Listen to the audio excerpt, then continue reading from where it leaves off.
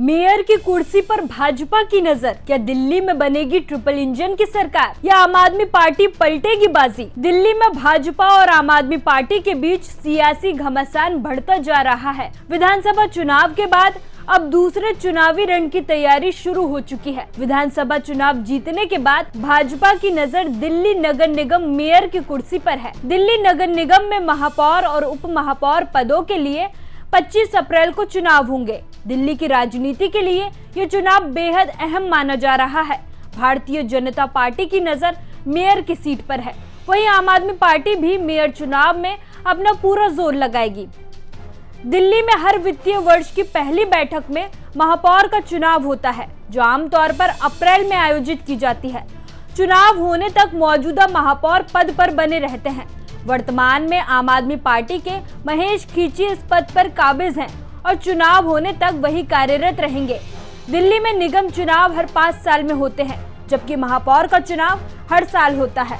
पिछला महापौर चुनाव नवंबर 2024 में हुआ था, क्योंकि अप्रैल 2024 में उस समय के मुख्यमंत्री अरविंद केजरीवाल की गिरफ्तारी के कारण समय पर मंजूरी नहीं मिल पाई थी। इस साल महापौर पद सभी पार्षदों के लिए खुला है, क्योंकि पहले कार्यकाल में महिलाओं और तीसरे कार्यकाल में अनुसूचित जातियों के लिए आरक्षण लागू होता है।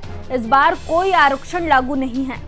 11 अप्रैल को जारी आदेश में एमसीडी सचिव शिव प्रसाद ने कहा कि एमसीडी की अप्रैल की सामान्य बैठक 25 अप्रैल 2025 को दोपहर 2 बजे अरुणा आसफ अली सभागार सिविक सेंटर में आयोजित की जाएगी, जिसमें महापौर और उप महापौर का चुनाव भी कराया जाएगा। अब जानते हैं कि मेयर के चुनाव में कौन कौन मतदान करता है। फरवरी में दिल्ली विधानसभा चुनाव में भारतीय जनता पार्टी की जीत के बाद आम आदमी पार्टी के कई पार्षद भाजपा में शामिल हो गए, जिससे भाजपा को आगामी महापौर चुनाव में बढ़त मिलती हुई नजर आ रही है। महापौर चुनाव के लिए निर्वाचन मंडल में 250 पार्षद, 7 लोकसभा सांसद, 3 राज्यसभा सांसद और दिल्ली विधानसभा अध्यक्ष द्वारा नामित 14 विधायक शामिल होते हैं। 10 नामित पार्षद भी प्रक्रिया में भाग लेते हैं, लेकिन उन्हें मतदान का अधिकार नहीं होता। दिल्ली विधानसभा अध्यक्ष विजेंद्र गुप्ता ने 22 मार्च को एमसीडी के लिए 14 विधायकों को नामित किया, जिनमें 11 भाजपा और 3 आम आदमी पार्टी के विधायक हैं। 2022 के निगम चुनाव में आम आदमी पार्टी ने 134 सीटें जीतकर भाजपा को हराया था। 14 नवंबर 2024 को हुए महापौर चुनाव में आप उम्मीदवार को केवल 3 वोटों के अंतर से जीत मिली थी, जिसमें क्रॉस वोटिंग की भूमिका अहम रही थी। दिल्ली नगर निगम की मौजूदा स्थिति पर नजर डालें तो संख्या बल बीजेपी के पक्ष में नजर आ रहा है। वर्तमान में 274 सदस्यीय निर्वाचन मंडल में भाजपा के पास 135 और आम आदमी पार्टी के पास 119 सदस्यों का समर्थन है। बहुमत के लिए 132 से 133 वोट चाहिए। 12 सीटें खाली हैं, क्योंकि 11 पार्षद, विधायक और 1 सांसद चुने जा चुके हैं।